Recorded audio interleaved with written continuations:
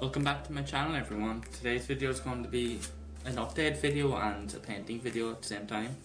I'm sorry for my inactivity during summer.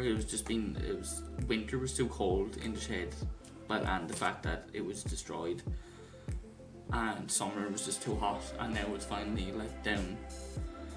The humidity is down a ton to comfort levels. It used to be up in the 90s and 80s, or just swimming in moisture.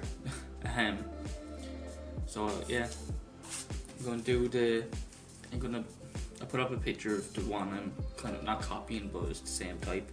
There's the three of these big ones together, and blues, purples, and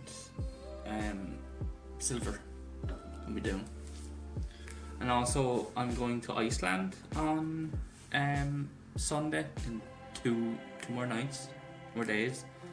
So if you have an interest in Iceland, keep a look on the channel, because I'll definitely be putting up some type of video, because I'll be bringing the camera. So yeah, I'm so excited.